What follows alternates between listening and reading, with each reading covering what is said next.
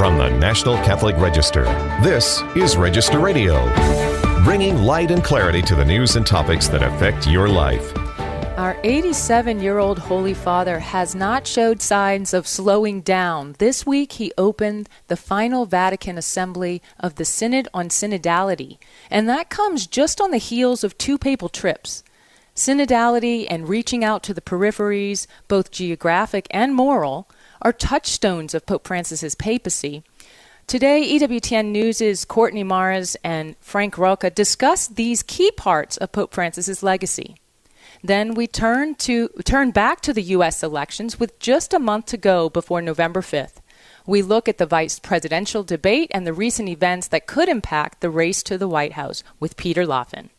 I'm Jeanette DeMello, Executive Director of the National Catholic Register and Catholic News Agency, and I'm your host here on Register Radio. I'm joined by 2 veteran Vatican reporters in Rome. Courtney is a longtime reporter for Catholic News Agency, and Frank Rocca reported from Rome for many years for the Wall Street Journal and now is a Vatican analyst for EWTN News. Thank you, Courtney and Frank, for joining me on Register Radio. Thanks, Jen. Thanks so much for having us. The final stage of the global multi-year Synod on Synodality began with an opening Mass on Wednesday, October 2nd, and an assembly of more than 400 people met at the Vatican in their first session that afternoon. So the 2024 meeting has about 368 voting members. Those are called delegates, 272 of whom are bishops, and 96 of whom are not bishops, and among those 96 non-bishops, about half are women. This is similar to last year. Courtney, this gathering goes on for a month or so. So, of course, we're in the wee days of proceedings. What should we know in these early days? Well, as you said, we're still early on in the Synod process, and I've covered enough Synods to know to expect the unexpected in what might come up this month. One important thing to know going into the second assembly is that Pope Francis has made it clear that some of the more controversial subjects discussed at last year's assembly, including women deacons, are off the table for discussion in the assembly hall. Instead, these topics have been delegated to the work of study groups, and it will be interesting to watch these groups moving forward. There's also some concrete proposals that are up for discussion, including this idea of a new ministry of listening and accompaniment, as well as discussion on the role of bishops' conferences and greater lay involvement in parish finances and leadership. As to the day-to-day activities of the Synod, it's very similar in format to what we saw at last year's Synod Assembly, with daily prayers, theological reflections, and many small group discussions, which are organized by language. Right. Well, we have a great team there. So many of you are on the ground covering this, so there'll be a lot more news as the month goes on. It's a month long, so plenty of news on that. But Courtney, just to talk about the Pope's message as the Synod began, you covered his opening remarks. What did he have to say? Yeah, already right off the bat, in the first meeting of the Synod Assembly on Wednesday, Pope Francis told the delegates that he wants to see more cooperation between bishops and lay people working together, and asked the Synod to consider differing forms of a synodal exercise of a bishop's ministry. So that's a topic that we'll be sure to hear more about in the coming months. And okay. I was at the Pope's opening Mass of the Synod, where the Pope also had a warning for Synod delegates against imposing their own agendas during the month-long discussions. And we heard Pope Francis stress the importance of listening to each other and prayer. He said especially prayer to the Holy Spirit can help bring harmony in a room full of many differing viewpoints and ideas. Yes, well, we're going to get more to that and to that point in a minute. This connection with synodality and listening. But Courtney, on that same day, October 2nd, the Pope also recognizing the events going on in the world, especially the Middle East, the wars and conflict there. The Pope called for a day of prayer and fasting on October 7th. What else did he have to say about that? Yes, the Pope made a surprise announcement at the end of his homily for the Mass at the start of the Synod by calling for this global day of prayer and fasting for peace in the world. Now, this day of prayer is going to take place on October 7th, which, as we all know, is the one-year anniversary of the Hamas attack on Israel and the start of the year-long war in Gaza that's followed. The Pope also revealed that he is planning to personally go to Rome's Basilica of St. Mary Major on the eve of the anniversary to pray the Rosary for peace amid this escalating violence in the Holy Land. And the Pope also invited Synod delegates to join him in praying this Rosary for peace. It's very important. I think we'll all be joining in that Rosary for peace, especially as things escalate with Iran and in Lebanon. So I want to bring Frank into the conversation. Hello, Frank. Hi. It's so good to have you back. And you know, as I mentioned in the intro, synodality has been a common theme in the last few years of Francis's papacy, but the peripheries have also been a theme since the very beginning of his pontificate. So let's start with the concept of peripheries. Pope Francis has talked often about them, and he's gone all over the world.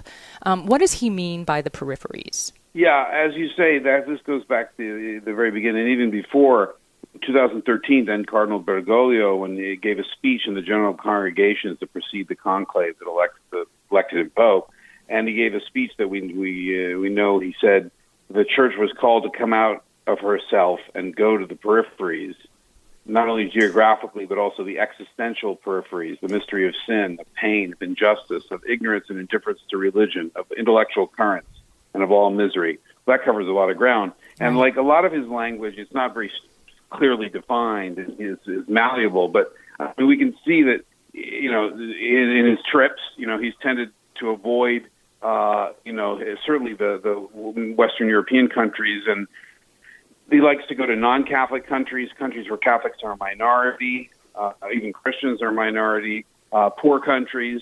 So those are some of the senses in which he evidently means peripheries. Right. And Courtney, you just came back from a trip to some of those peripheries. It was geographic peripheries, but also young churches. What was characteristic? What has been, because you've been on a few of these trips, characteristic of Pope Francis's trips to those kind of peripheries? What did you see? Yes, even in his old age, Pope Francis has been willing to travel far distances to visit these places that are considered missionary territory, where Catholics are either a small minority or so remote or impoverished that they would have little contact with the Pope or the Vatican otherwise. We saw this on the Pope's recent 12-day trip to Southeast Asia and Oceania, in which I was fortunate to be able to travel with the Pope on the papal plane to 4 what we would consider periphery countries. We visited Indonesia, which is the largest Muslim country in the world, where Catholics only make up 3% of the population. And yet, when more than 100,000 Catholics turned out for the Pope's Stadium Mass in the Indonesian capital of Jakarta, and we just witnessed tons of enthusiasm and joy there with the local population. We then traveled to the peripheries of Papua New Guinea, where Pope Francis met with missionaries who traveled deep into the country's jungle rainforests to minister to the indigenous tribes who live there and have accepted the Catholic faith. Pope Francis also visited East Timor, which, as you mentioned, is a young country. It's a new island nation that was officially recognized as a country in 2002, and that is nearly 98% Catholic. East Timor is one of the least visited countries in the world, so definitely a periphery in that respect. And there's also widespread poverty there, and I met with some of the many religious orders who are present in East Timor and are active in serving the poor on the island. Finally, the trip concluded in the multicultural city-state of Singapore, an Asian financial hub, which is considered, you know, a gateway to China in some respects, certainly culturally, and is also a country that's smaller than New York City. So Pope Francis seems to have a soft spot for these other small countries. Sure. And while each of these Asian nations were extremely different from each other, the consistent thing that we really encountered in every stop along the way was joy and deep faith. Right. And you wrote about that at the Register, at ncregister.com. The title, Let the Islands Rejoice, which is a quote. And then you talk about it's my journey with the Pope on to Oceania and Southeast Asia. So that's a piece at ncregister.com that Courtney Mares wrote after her trip, just reflecting on how that impacts one's faith, even as a journalist, to see the faith of these countries on the peripheries. Frank, we want to return to you because the idea for this segment contrasting the peripheries came from an article that you wrote for the Register. It was a preview to the Pope's trip to Belgium, and you identified that trip as another voyage to the peripheries. And I guess in that sense, it's the existential peripheries. So what were you identifying in that trip to Luxembourg and Belgium as peripheries, and why the Pope might go there with the same kind of mentality of reaching out? Well, it's interesting. Yeah, the where he went there is certainly part of the historic heartland of Catholicism, Europe, and in that sense, it's also peripheral to his concerns in general, as we said earlier. He he hasn't tended to focus on that part of the world or that part of the church, but it's also now part of the peripheries of Catholicism. I mean, the percentage of people who identify as Catholic there has been plummeting. According to the Bishops' Conference in Belgium, in 2022 it was down to 50%, down 16% from 10 years earlier. So who knows what it is even now, a couple of years later. And the mass attendance is under 10%, probably much lower by other counts. He was going into the heart of modern secular Europe. And we know that, of course, he had some friction there as a result. He said some things that were not well received that Courtney, I'm sure, followed. Yes, he did, and we'll talk about that. But I thought it was also quite interesting. One of the things you highlighted about Belgium is the problem of euthanasia there. It has had euthanasia for many, many years. It's really one of the places that has kind of led the push to legalize and allow euthanasia. And the Pope didn't actually mention that, but he had there when he was there. But he has mentioned that before. Can you give us some of that reporting? I mean, it was really great information, and with the United States faced with laws to legalize euthanasia or assisted suicide, I think it's important that we know of the problem of that in Belgium. Belgium is on the vanguard of acceptance of euthanasia. It was the second country in the world after the neighboring Netherlands to legalize it in 2002, and it was the first Catholic country, first historically Catholic country, and it's just becoming more and more and more popular. Last year, I believe it was in the mid 3,500, something like that, and that was a rise of 15% over the previous year. So that's right. A very there's euthanasia for minors, no minimum age limit. There's euthanasia for psychiatric patients, and even Catholic institutions are involved in this. And even some members of the Catholic hierarchy are sort of more, let's say, tolerant of. They think that, well, maybe in some cases it's okay.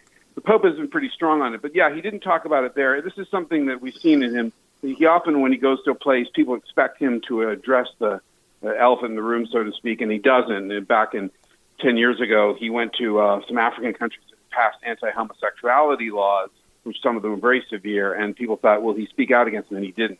So this often happens that he won't address head on, but it was a notable omission, yes.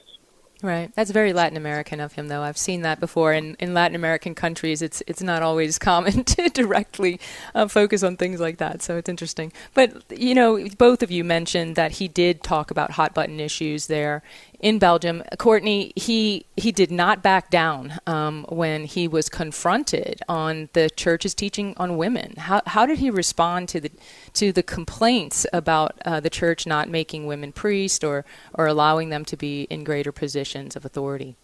The Pope essentially doubled down on his statements that there are important inherent differences between men and women, which the Pope described as written on our hearts. And this was after the Pope had come under fire from certain academics and students at one of the universities he visited in Belgium for a speech in which he described womanhood as life-giving, fruitful, and nurturing. And in his in-flight press conference, the Pope defended himself by saying he always speaks about the dignity of women. And if this sounds conservative to some people, it is because, and these are the Pope's words, they are obtuse and they do not want to hear this message. Wow. So we've heard the Pope give strong condemnations of gender ideology before, and this was an area on this trip where he was not afraid to be outspoken. Right. Well, I thank you both for giving your insights in this show and always to EWTN News and to the Register. I know there'll be a lot more to talk about as the Synod progresses, and we hope to have you both back soon. Thanks a lot. Thank you, Jeanette. You've been listening to Register Radio on EWTN. When we come back, Peter Laffin will join us with U.S. election news and more. Stay tuned to Register Radio on EWTN.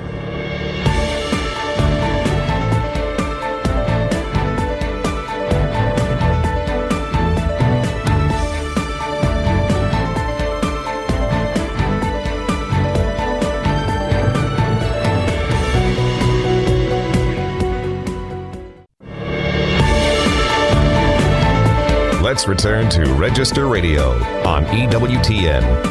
Welcome back. I'm Jeanette DeMello, Executive Director of the National Catholic Register and Catholic News Agency.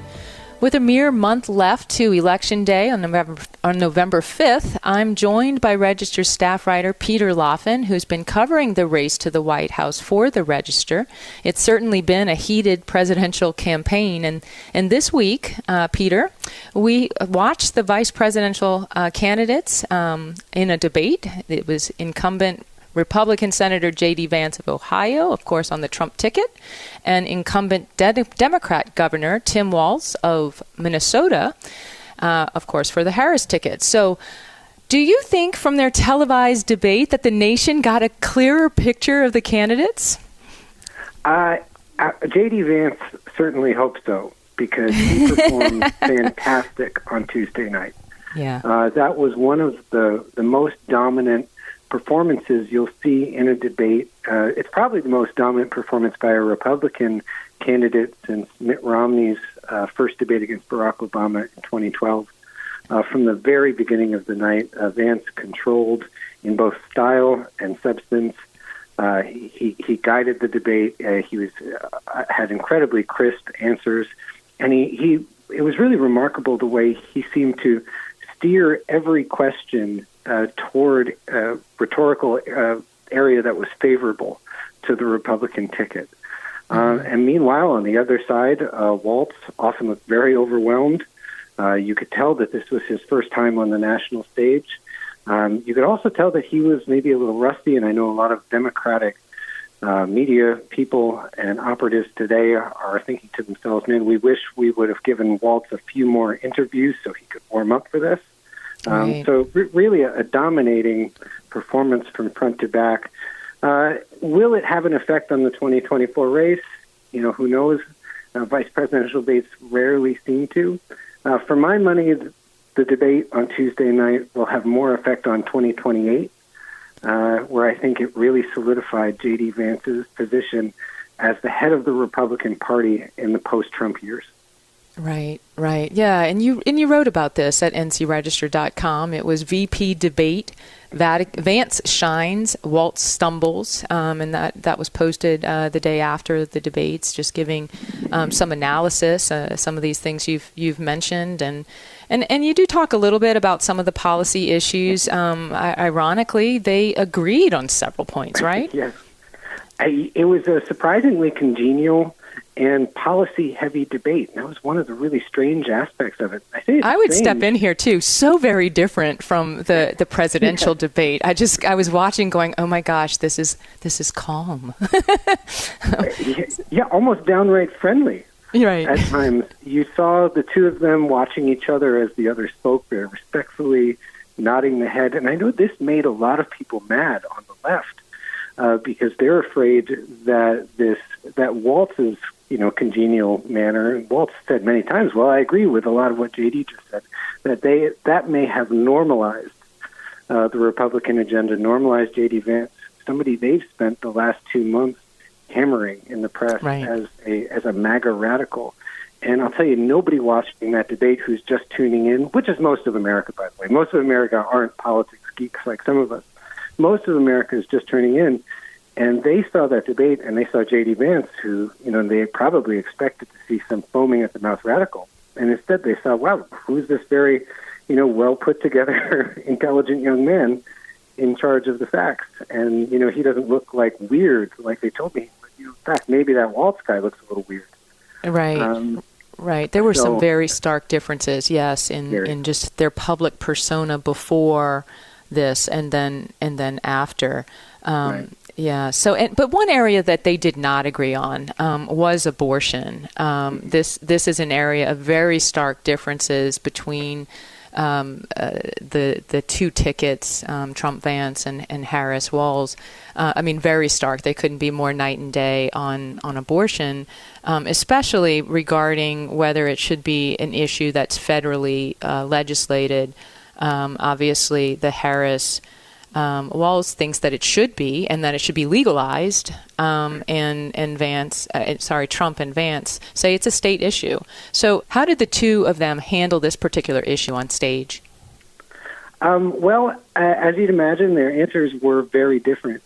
But of all of the achievements of J.D. Vance's debate performance on Tuesday night, I'd say the abortion question was really where he outperformed his expectations. First, to the substance of the answers. Waltz gave what you would expect, the answer from the Democratic Party in this day and age, in the post-Roe era. We want to have a federal codification of Roe v. Wade. And he told many stories of women who, were from abortion-restrictive states, had to drive. There's one woman he talked about had to drive 600 miles out of her state to get an abortion in another state. And Vance seemed to almost take an apologetic stance on this. He almost seemed to say, well, we're very sorry this is happening. And he mentioned a few times that the Republican Party needs to win back the trust of voters on the issue of abortion, and to pass really truly pro-family, pro-fertility treatment, he said, policies. And acknowledging that, Republicans have not won the state ballot amendment issues, including in his own state of Ohio. But then he did something that I thought was incredible. It's something that the pro-life movement has wanted to see on national TV for decades, and no politician has been nimble enough to sort of provide it. And what he did was he got Tim Walz to have to defend his very, very pro-radical abortion stance in Minnesota. Now, the National Catholic Register has been all over this story. Our own Matthew McDonald has had a few big viral moments with the story he did on the 2015 abortion law in Minnesota that Tim Walz signed into law, which states that doctors do not have to offer life-saving treatments to babies who are born alive after botched abortion. Vance was able to bring this up in the middle of the debate, and Waltz had to defend that. Now, of course, he lied and said that that's not the law, that he was misreading it. And Vance said, well, tell me how I got that wrong. And Waltz wasn't able to answer that. Right. And so that was just an incredible, incredible achievement for the pro-life community. Even if many in the pro-life activists wouldn't like Vance's answer on states' rights, we want to vote this out. Seeing a Democrat have to defend abortion radical positions was really something to behold. Absolutely, I agree, and I think that to Waltz, what Waltz and the Democrats are trying to do here is they say, well, the law is we offer care to those babies, but that is what is really happening is that they're not offering life-saving care, which was the law that he changed. And you're right, NC Register has been covering this. It's been very important. We are down to a minute left. One place we will not see both candidates on stage soon is at the Al Smith dinner. And I do want to point to an editorial that the Register did about this Al Smith dinner, because this is a Catholic event, where typically both candidates from the parties are on stage and have an opportunity to address the Catholics in the room. It's usually quite humorous. They roast each other, and it's a lot of fun. But Kamala Harris did not accept the invitation. And so I suggest to our listeners to go to ncregister.com and look at this very interesting editorial about the Al Smith dinner and Kamala's rejection of that opportunity. So, Peter, I'm always glad to be with you on Register Radio, to be able to talk about what's happening in our country, and I'm sure in the next month we'll have more conversations. So thanks for joining us. Well, thanks so much, Jeanette. Remember, for more news, analysis, and commentary, to check out the National Catholic Register online at ncregister.com. Thanks for joining us on Register Radio here on EWTN. Until next week, on behalf of my producer Michael McCall and myself, Jeanette DeMello, I pray that God blesses you.